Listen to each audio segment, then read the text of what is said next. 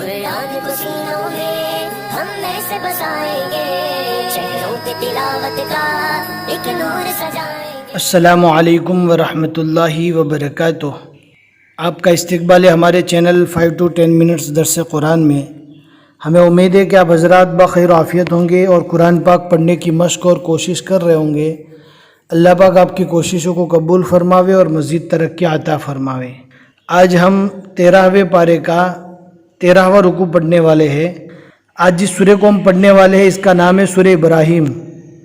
یہ مکی سورہ ہے، یعنی اللہ کے نبی صلی اللہ علیہ وسلم کی مکی زندگی میں نازل ہوئی تھی۔ آیاتہا، اس کی جو آیتیں ہیں 52 آیتیں ہیں، 52 آیتیں ہیں۔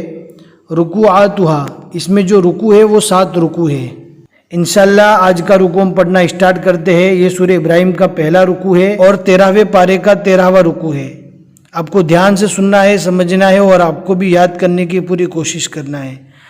اعوذ باللہ من الشیطان الرجیم۔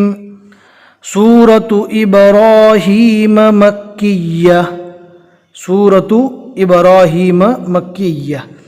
بسم اللہ الرحمن الرحیم۔ ہا کو اچھے سے پڑھنا ہے، بسم اللہ ہی، یہ نارمل ہا ہے، چھوٹی ہا ہے۔ پھر اس کے بعد جو 2 ہا ہے وہ بڑی ہا ہے، اس کو برابر حلق سے اچھے سے ادا کرنا ہے۔ بسم اللہ الرحمن الرحیم۔ الف لام را، ان حروف کو حروف مقطعات کہا جاتا ہے۔ مقطعات اس لیے کہا جاتا ہے، ان کو کاٹ کاٹ کر پڑھا جاتا ہے۔ جس طرح ہم تختی پڑھتے ہیں، الفابیٹ جیسے ہم پڑھتے ہیں الف با تا سا، اسی طرح اس کو بھی پڑھا جاتا ہے، الف لام اور رو۔ فرق اتنا ہے کہ اگر مد آئے گا تو زیادہ کھینچیں گے اور کھڑا زبر آئے گا تو کم کھینچیں گے۔ الف لام را۔ قف جو نشانی ہے وہ رکنے کی نشانی ہے، یہاں پر رک جانا ہے، ملا کر نہیں پڑھنا۔ الف لام رو کا مطلب اللہ کے سوا کوئی نہیں جانتا۔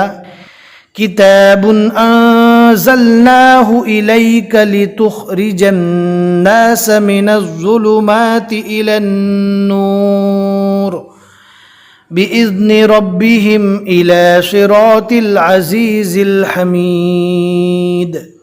اللہ الذی، یہاں پر ملا کر بھی پڑھ سکتے ہیں، لیکن اگر ہم یہاں پر رک گئے کیونکہ آیت بھی ہے اس لیے آگے سے پڑھیں گے۔ اللہ الذی لہ ما فی السماوات وما فی الارض وویل للکافرین من عذاب شدید۔ الذین یستحبون الحیاة الدنیا علی الآخرة ويصدون عن سبيل الله ويبغونها عوجا أولئك في ضلال بعيد۔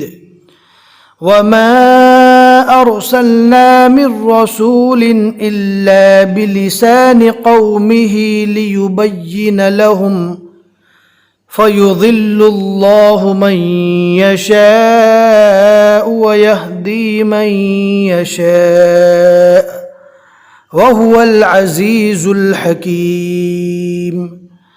وَلَقَدْ أَرْسَلْنَا مُوسَى بِآيَاتِنَا أَنْ أَخْرِجْ قَوْمَكَ مِنَ الظُّلُمَاتِ إِلَى النُّورِ، دھیان سے پڑھنا ہے، ان اخرج قومک من الظلمات الى النور وذکرهم بأیام اللہ ان فی ذلک لآیات لکل صبار شکور۔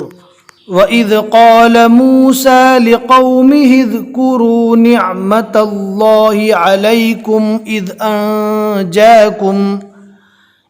أَنْجَاكُمْ مِنْ آلِ فِرْعَوْنَ يَسُومُونَكُمْ